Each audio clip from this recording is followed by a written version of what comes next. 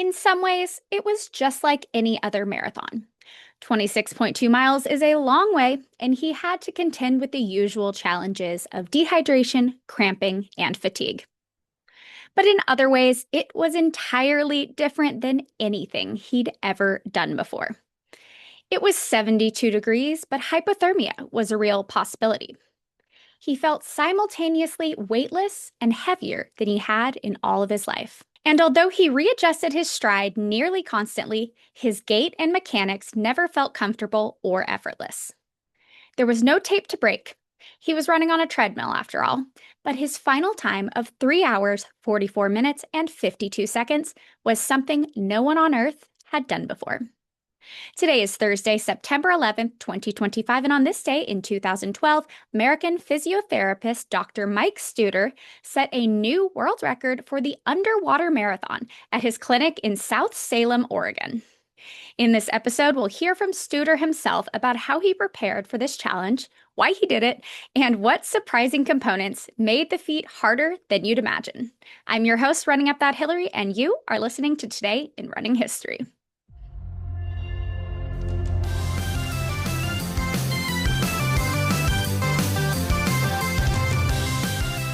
If you're like me, without a science background, when you think about running a marathon on a treadmill submerged in a pool up to your neck, it really doesn't seem so bad. The calculators I found online were incredibly confusing, but basically, I would go from weighing more than 130 pounds on dry land to about 10 or 15 pounds underwater. My first thought is that it would be a lot like the lever treadmill device that Kara Goucher talks about a lot. It's this harness that clips onto a treadmill and then it reduces the user's weight by up to 45 pounds. And then the reduced load can help with injury recovery and prevention. So, in my mind, running on an underwater treadmill would be the same idea, but it would reduce your weight by closer to 90%. And that is partially true. Dr. Mike Studer did weigh only a fraction of his regular body weight when running his underwater marathon, but there were other factors at play. For one, the resistance of water is about 800 times stronger than the resistance of air. So even though you weigh less underwater, you still have to use about 40% more energy to hold the same pace as you would on land. The other major issue that Studer faced was regulating his body temperature. The pool was set at 72 degrees, which for an outdoor marathon would actually be on the warmer side of comfortable. But the body loses heat 25 times faster underwater than it does on land, so hypothermia was a real threat Studer had to contend with. And then, of course, running underwater does not feel natural because it's not natural. And so for the entire 26.2 miles, Mike Studer had to consistently readjust his gait and posture and then be mindful of the pressure he was putting on his joints. He ended up cramping around the 16-mile mark, but was able to push through and finish in an incredible time of 3:44:52. Now, before I end up misexplaining anything too scientific, let's go ahead and welcome Mike Studer to Today in Running History. All right, I am here with Mike Studer. How are you doing today, Mike? Hillary, I'm doing great as always. Fantastic. And you're on the treadmill this morning. Just walking at 2.7 miles an hour while we're on the interview. Yes, I am. Awesome. Now you are a physical therapist. Can you tell us a little bit about your background medically and then just with athletics in general? Sure. So, lifelong baseball geek. Uh, Physical therapy was essentially my way to get associated to potentially the world of Major League Baseball. I pivoted into neurologic physical therapy and have been a PT for 35 years. Interestingly enough, that's brought me full circle to be an expert on the brain. And so now I actually help professional athletes, including Major League Baseball players, return back to field, as well as help people return to life after stroke and overcome as best they can Parkinson's disease. So that's a little bit about my physical therapy background. Wow, that's great. And then did you grow up playing baseball or were you a fan just watching it or what did that look like? So all of those things, I started in Little League and played all the way through to walking on to a college team. I made it through the first three cuts of the walk-on to a Big 8 team, the University of Missouri.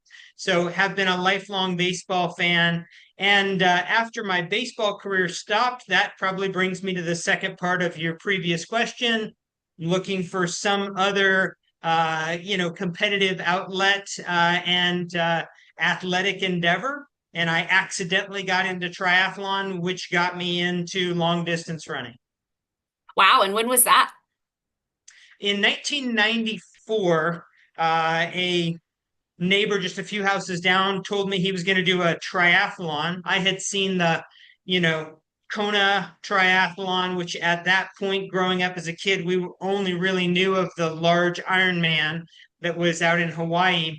And I thought, well, that was massive. And I thought, he was going to do a triathlon and I would start to train alongside of him. And so by the time 1995, in May of 95 hit, I did my first one. It was just a sprint triathlon. And then I went on from there to do much larger efforts.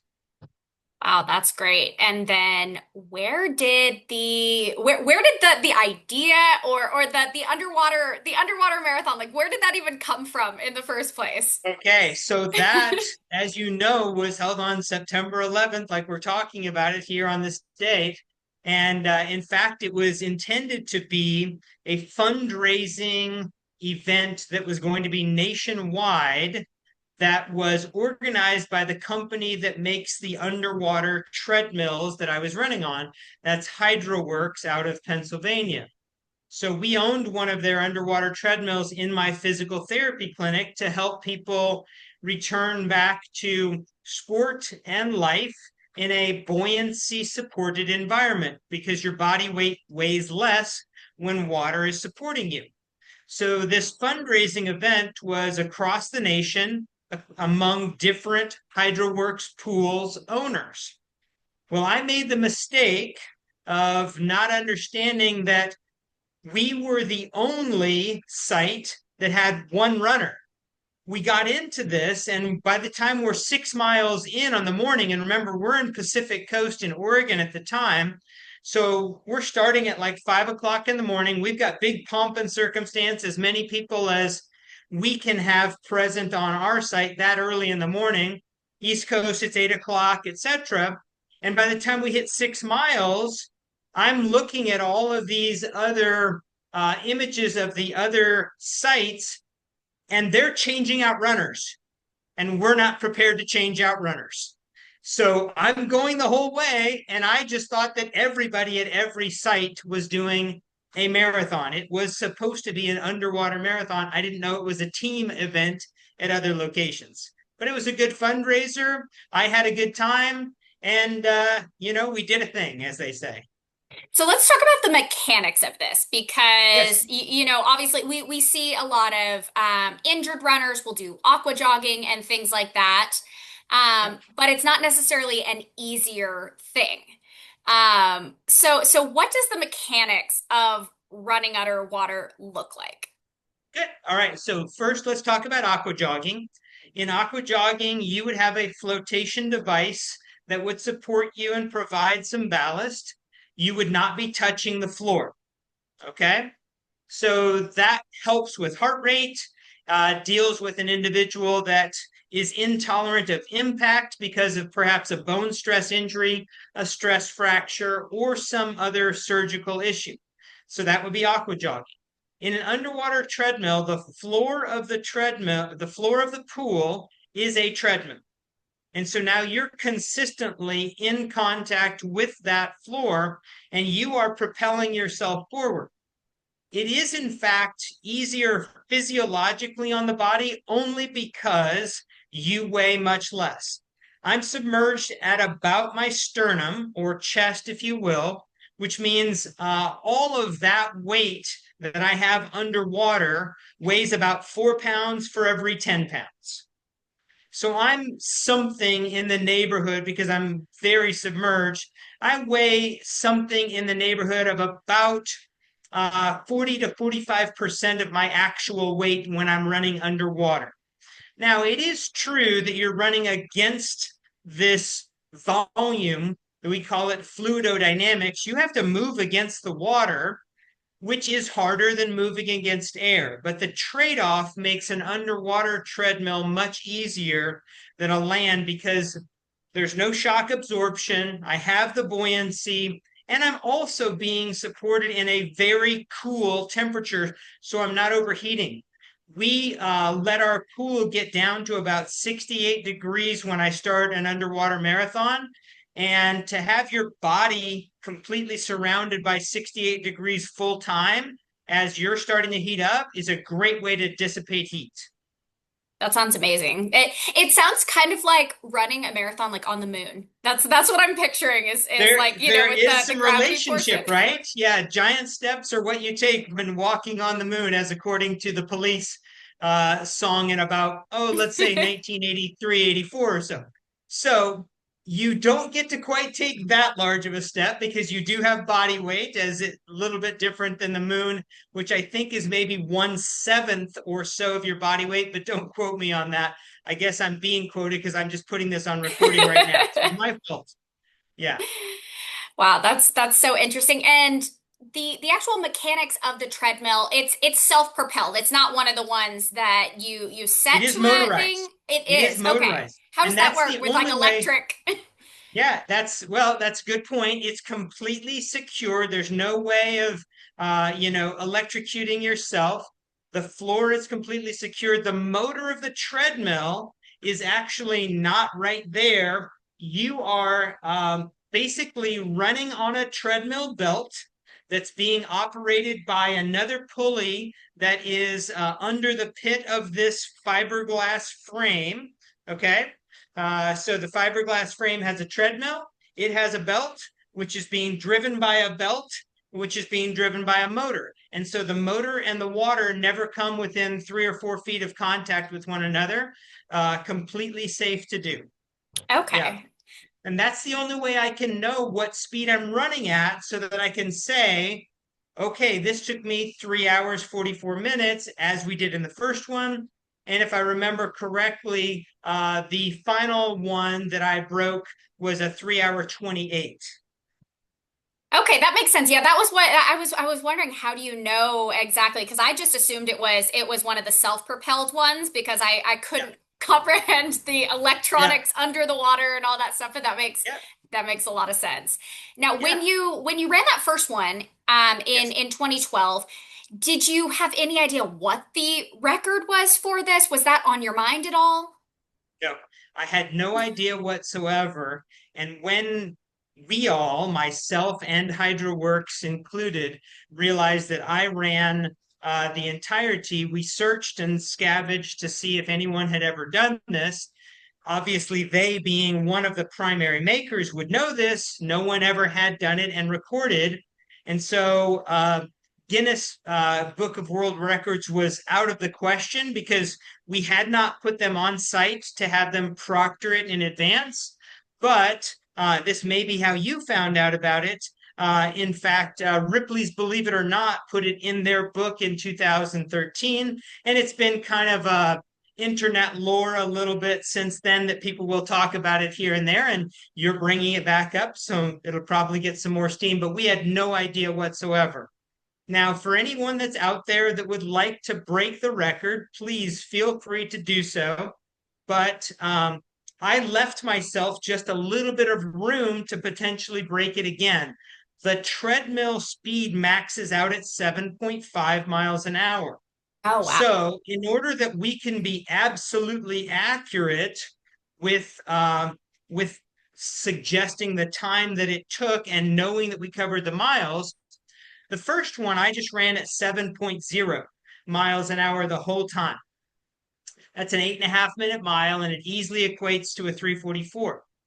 And then the subsequent 2 times that I broke it, I kept my treadmill speed the same the whole time. And I was at 7.3 the last time. And granted, I felt great at the end and I pushed it to 7.5, for the last probably minute, minute and a half. And I turned the jet resistance on. But we didn't include that in the record. But there's room there to break it potentially. Wow. So if somebody wanted to really like, blow it out of the water, they would need to invent a different sort of treadmill system that was able to go underwater at faster than that. Yeah, and there's 7.4, which I didn't do, or 7.5. So there's room there. But I'll take you to challenge on the blow it out of the water comment that you made there. There's probably some pun intended. Oh yeah, Uh, no, I didn't even realize that. That's so funny. Yeah, run so fast that you're just out of the water. yes, yes, exactly. Yeah. You've actually divided the water itself there, and you've evaporated all of it with your body motion. Yes. That's so funny. Now, it's kind of hard to kind of equate what an underwater marathon would be on land. So, we hear 344, 328, anything in between. Um, do you have any sort of equivalent of what that would look like on land? I do. So, granted that I have set this record a number of times during a very high volume marathon time in my life. So, for example, I've run as many as 4 marathons in a given year. So I have a pretty good idea of perceived exertion, which is what we use in the world of physical therapy, and time that it calibrates to or equates to. And you know how you feel when you're done. Could you even still run? With all of that said, let me tell you this. My fastest marathon is a 2:54. And there was some intricacies about that one. We weren't sure about the course length. So let's go with my Boston Marathon recorded time of 2:57. I ran that in 2010, and I probably have run 8 or 9 marathons under 3 hours. I know how that feels. I can keep a 6:51 pace going, and it's everything I've got when I finish. It is all that I have. When I get out of that, do not ask me to run the next day. I'm probably not going to be capable. So now let's come back to your question. When I get out of the water after breaking this, I'm ready to hop on a treadmill, and I could run a 6:51 mile on a treadmill after I'm done with this. I could run the next day and probably have, if I can recall correctly, 5, 6, 8 miles or so. So I'm not nearly as exhausted immediately, and I'm not nearly as broken down the next day. So it is a much, much easier. Let's say I'm at a 10 out of 10 effort for a land-based marathon. I'm probably at a 6.5 out of 10 for a water-based marathon because the buoyancy makes it so much easier and the coolness. Okay, that makes sense. Yeah, and I can imagine, if your weight, you said it was like 40% of your body weight, or Yeah, what so was it's it? probably, yeah, every 10 pounds I have underwater only weighs 4, but then Okay. I've got some amount of my body that it's not underwater. So that's why I say it's a little Okay. over 40%. Yep. Okay. Yeah, so I'm trying to think. I would weigh somewhere in the like 60 some pounds. Like I can only imagine how speedy you feel Yeah. with all that. Yeah, your muscles don't have to work nearly as hard to propel you forward. But if you were to run in, let's say, chest deep water on a pool that doesn't have a treadmill on the bottom, it feels nothing like this. Yeah. Having that treadmill, you're not just springing up, you're pushing forward. So it's more work than trying to move at chest depth water. The treadmill helps you keep that pace going, but it is nothing like aqua jogging. Okay. So it is much closer to running a marathon on a treadmill, but you only weigh. That is the easiest way for people to equate it. Okay, interesting. And I don't know if I could run a marathon on a treadmill. That's a lot of standing still. I've Yeah. never done I've that. I top out at I've like never seven run more miles. than I think I might have done a training run when weather was really bad. If my memory serves me correctly, I might have done a training run for 16 miles on a treadmill. But I can't remember if that was 11 miles or 16 miles because I think I just wanted to put it out of my mind. Yeah, Yeah, yeah. No, it's a lot of not going anywhere. That's yeah, it's tough. There's the whole mental aspect of it. Now, the yeah. times that you've done these underwater marathons, you had other people around you. Yeah. Did you fuel? Did you take in additional water? Obviously not It's like a pool great water, but question. like I was wonderfully supported by my wife and my family, and also the employees that we had at the clinics. So I ran it in three different pools. Once the accidental in 2012, and then once to basically christen a new building that we had opened. That was in 2014. And then once to actually christen another new building that we had opened, and that was in 2020. All three of those wonderfully supported. People were bringing me drinks. By the time we got to the third one, which, in fact, we kind of knew what we were doing by then.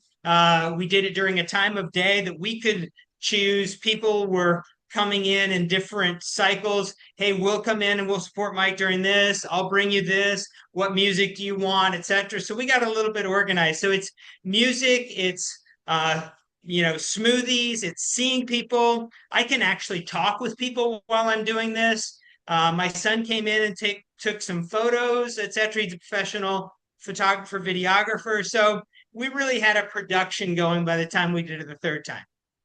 that's very cool. Now, what is next? Is this something you said that there's still a little bit of room on the treadmill to go faster? Is that something on the radar?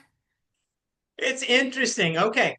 So I still own the two of the three buildings, but I sold the clinics that operate the physical therapy entities. So I still could come into one of my own buildings and break one. My next on the radar for me is a marathon that I like, one I have never done before, and that's November 30th in Las Vegas, around the Las Vegas Motor Speedway. Oh. So some people would find that's just the same as running on a treadmill. Oh my gosh, that's monotonous. You're doing 1.25 miles multiplied by however many to get to 26. So that'll be a land-based marathon. But I wouldn't rule out doing another underwater marathon, especially let's just say I'm a significant amount past mid 50s right now. And it might be kind of appealing to me to go ahead and run another water-based one at some point in the near future. Very cool. Now you have the marathon coming up in November, and what else? What else have you been up to aside from this? Because it sounds like that the underwater marathon is just a small part of everything that you have going on. It's a good question. So, being past my mid 50s and using what I know about human anatomy, I chose to write a book last summer that I published in November. It's called The Brain That Chooses Itself. And it's a health span and lifespan book that incorporates principles of physical activity, including running, to be able to leverage the most optimized life, not just living longer lifespan, but also living more functional and healthy as long as you can health span. So in that book, that's part of what I've been up to. I speak about the different attributes of what physical activity can do when you choose it. If it's something you want to do, rather than you got to go to the gym, you need to go out and do this, you got to lose some weight. So physical activity just has a plethora of different health opportunities: sleep better, immune system better, digest better, prevents 8 different types of cancers, metabolic health, cardiovascular health, brain health in so many different ways. And it goes on and on. So I'm fascinated by that. And it continues to addict me to running, Hillary, because I know how many health benefits I'm getting from that. And more than anything, I just love to run with people, very, socially engaged in that opportunity. But I love your podcast. I love what you're doing here. And I love the fact that you're celebrating physical activity. So thank you. Yeah, absolutely. And I'm glad that people are listening and you know it's such a cool thing. And I love hearing about, you know, not just the physical aspects of me being 33 and running marathons, and like that's all really cool, but I love the longevity aspect of it. And that's always one of my biggest goals and one of the things that I love to see other people doing. You know, you go out to these road races and you see people in their 80s out there running, and then you know like that's where I want to be in 50 years. Is I want to still be out there. You know, I might be not be moving at the same pace, but that's what I want to be doing. And so I love that. And so your book, I will put a link in the episode description for anybody who wants to check it out. And what was the title again? It's called The Brain That Chooses Itself. Okay. All right. Well, I will put that in the episode description. Anybody listening, the challenge is out there. The treadmill goes a little faster, so try it out. Let's see what y'all can do, and then I hope you have a great time in Las Vegas on the Motor Speedway with that marathon. It should be fun. And thank you again for hosting me. And to everyone out there that's just thinking about couch to 5K or can I still run? Just give it a shot, because stressing your body a little bit prevents you from dealing with unintentional stressors in a manner that erodes your mental health. So, a little bit of intentional stress really helps you offset some of the unintentional stress. So get after it. Awesome. Thanks so much, Mike. Take care. Wow, what a unique accomplishment. And I just love that it wasn't until mid-run that he realized no one else at the other clinics was doing a full marathon by themselves.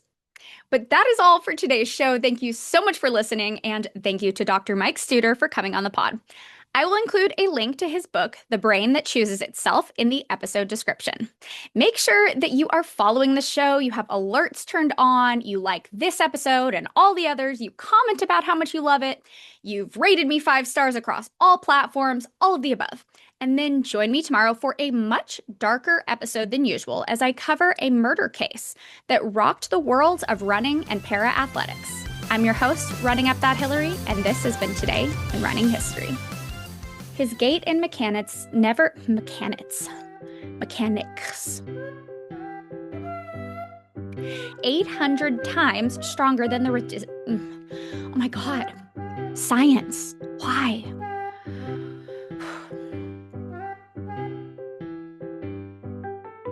Should I just do that whole sentence, that whole paragraph again, starting with that is partially true? Because right now it's segmented in like 2 sentences. So, all right, well, let's start again. And that is partially true. Take it from the top. All right, and then here's the interview. Hey, Mike. Oh, hi. You ran underwater. I sure did. Blah, blah, blah. Okay. Wow, that was... No. You know, it'd be funny if I had like a snorkel when I recorded this. I don't own one though, or I would go put one on. Okay.